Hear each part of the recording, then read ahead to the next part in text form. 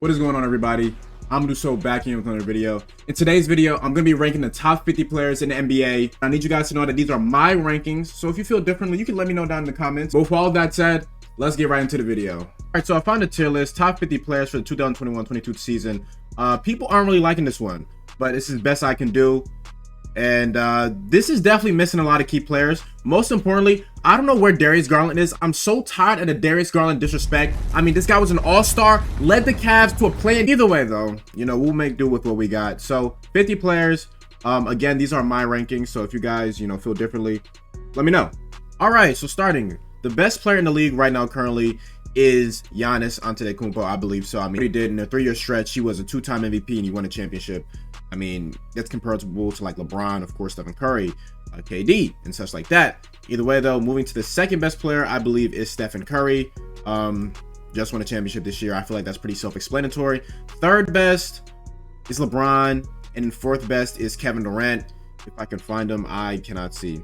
Where's KD? Yeah, I feel like third and fourth, KD and LeBron are pretty interchangeable. I mean, two of the top scorers, two of the top everything, you know, in this league. I mean, these guys have been 1 and 2 for over a decade now. Now, number 5 was where things get interesting, but I feel like, you know, concerning what he was able to do this year, or since he stepped foot, you know, into the league, Luka deserves that 5th overall spot. Very interested to see what he does next year, considering he's probably going to lose his co-star or co-partner. I can't really call him a star, in Jalen Brunson, who also, Jalen Brunson's not on this list either. This list is skewed. To 6th best player, I believe it is Nikola Jokic, back-to-back MVP. I mean, the ultimate carry job this year, with his second and third best players being like Aaron Gordon and Will Barton or Monty Morris, or whoever you want to say. 7th is Embiid. Again, this is probably, you know, another two are interchangeable. You know, they've been 1 and 2 in the MVP race for the last 2 seasons. This is where things start to get tricky. So we're at the 8th best player in the league, and I'm looking at the list, and I gotta say it, I know he hasn't played in a year, but Kawhi Leonard is still up there. His ability as a playoff performer, his ability on the defensive end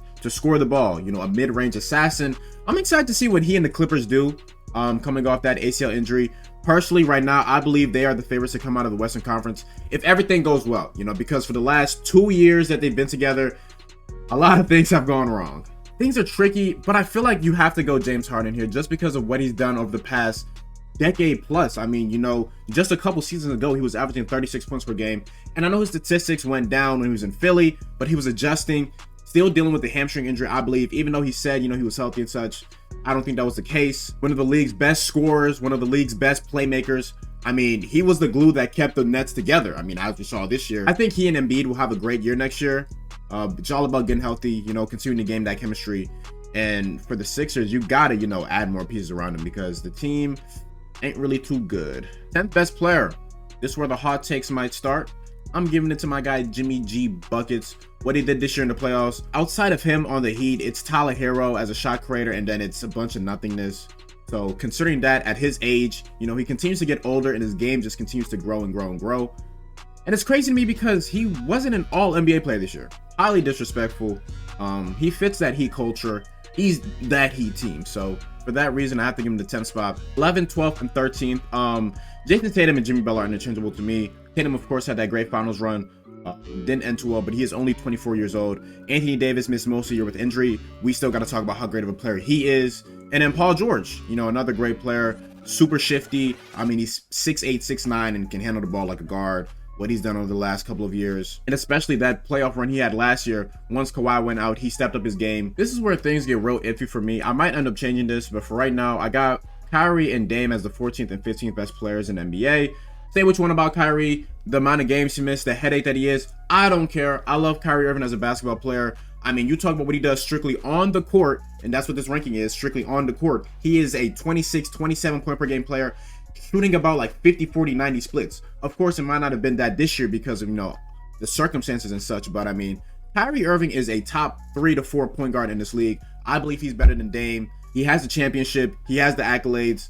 I mean, Kyrie. Dame at 15th, missed a year.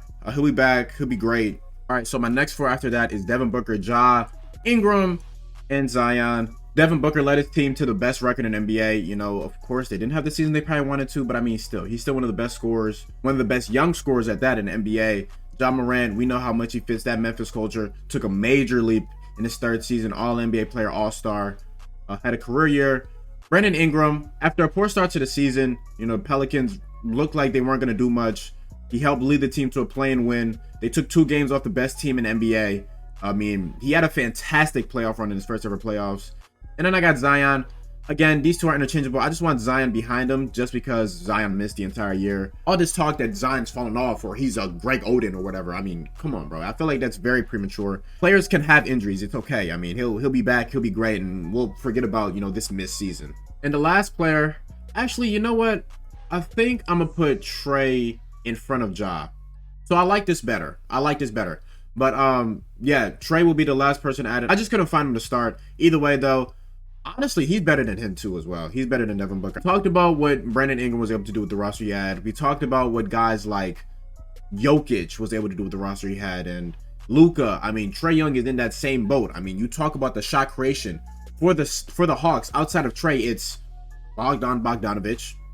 It's DeAndre Hunter, who misses half the season every year. It's like guys like Kevin Huerter and John Collins, who relies heavily on Trae Young's playmaking ability to succeed. Yeah, he's up there. One of the leaders in points and assists. I think he was the leader in points and assists this season for the NBA. I might be wrong, though. I think I'm wrong.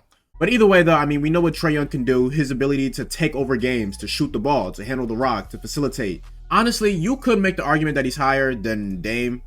I wouldn't hate it. I'm just thinking about what Dame has been able to do over his career, whereas Trae Young is kind of just getting started. All right, so this is where things start to get real interesting. So this is not my order. Before you guys freak out, I'm going to arrange some things. The best player here might honestly be Jaylen Brown, and I like that personally. I mean, he's a great player, 3-and-D guy, was the second guy to another, you know, top 11 player, you know, helped this team make the finals, 2 games away from winning the championship. And then after him, I'm trying to think who I want to put. I'm going to go with DeMar just because, I mean, he had a career year this year, All-NBA guy, All-Star, was one of the leaders in MVP voting. Then after him, I might turn some heads here, but I think Pascal deserves his flowers. He's one of the least talked about All-NBA players. Once he came back, you know, the Raptors really turned it on in the season, helped them make that late season playoff push. After him, I like Donovan Mitchell right there. And after Donovan, I like Cat there. You can make the argument that he's better. Honestly, I might make that argument just because of what he's able to do. Maybe not. I don't know. Cat is difficult to, like, you know, assess because he's one of the best shooting, if not the best shooting big we've ever seen in our league. But the defensive side of the ball, there's some issues. But then again, I can't really talk about defense when I got guys like Trae Young, you know, ranked so high, and Jokic ranked so high. But I like this ranking. I think those two are interchangeable. Then I'd probably say Bradley Beal, Zach LaVine, Shea, Rudy Gobert, and then Bam Adebayo. Right, so this is the next row of players. I'm gonna change some things. Or honestly, I might not. I think Chris Paul is the 31st best player. I mean, we talked about Chris Paul for years and years and years and years and years. The only reason why I have him relatively low is because he's getting up there in age. You know, as the playoffs went on, you know, his play started to dwindle down and stuff. So I feel like age might be creeping up on him. I understand Ben Simmons didn't play for the entire year for whatever reason, and he has. But I mean, come on, you know, we hate on the guy a lot, but he's still one of the best defenders in the league. He's still one of the best playmakers in the league, and he's only like, what, 25 years old? Multi-time all-defensive player, multi-time all-star. Come on, bro. Anthony Edwards had a stellar playoffs. I feel like he's going to blossom to an all-star next year. I'm thinking like a 25, 26 point per game guy because he has the entire package to be, you know, a very, very, very high-level NBA wing, and he also has that swagger that you want out of your, you know, go-to guy. I feel like he's better than LaMelo, even though LaMelo was an all-star and he wasn't. Again, these two are either or. Whatever position you want to put him in. I just like Anthony Edwards better than LaMelo. And then we got to start respecting Jrue Holiday more. Another player, Draymond Green. He only averages like, what, 6-7 points, but I mean, it's more than that to basketball. It's his rebounding, it's his playmaking, it's his defense, his leadership.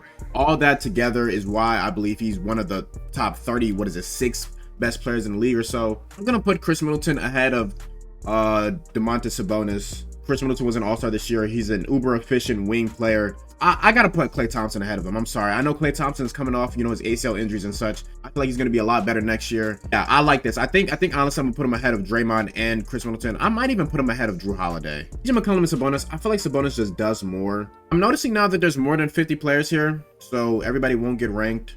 Fred VanVleet. I don't know. I'm lower on Fred VanVleet than a lot of other people because he is extremely inefficient. He's just a shot chucker. He made the All-Star game this year because, you know, Toronto was a great team. He was a great story, 20 point per game score and all. I mean, he's a great player, I do believe. I'm just not as high on him as other people are. I gotta add Jamal Murray. I know he missed a year, but still, he's still a great player. D'Angelo Russell, still great. DeAndre Ayton deserves to be a top 50 player. I know. Oh my God, you know, he's hothead or whatever's going on over there in Phoenix. De'Aaron Fox deserves to be here too as well. De'Aaron Fox. I'm putting Fox ahead of D'Angelo Russell, but behind Jamal Murray. Actually, I'm putting Jamal Murray first. Yeah, this is how I'm doing it. And honestly, Marcus Smart, defensive player of the year, used to say, I'm taking these two out. They're not in the rankings. Okay, these guys, not in the ranking. I feel like John Collins deserves to be in this list. No matter how much Trae Young might affect his play, he's still up there. This is my ranking. For the top 50 players in the NBA. We got some guys down here that are on the cusp. I feel like it's warranted for all these guys. Actually, I'm going to tell you something. I'm putting you behind it. I'm definitely going to do it. So, get your screenshots, get your pictures, do whatever you got to take right here. I'm out. With that, though, I hope you guys did enjoy. Do more tier lists in the future, probably some all-time teams, or I might just focus on one position and such like that. I might even do NBA team tier lists as well. If you guys did enjoy, please make sure to leave it a like, subscribe if you are new. My name is Amadou Sow. I'm going to catch you guys in the next one. Peace.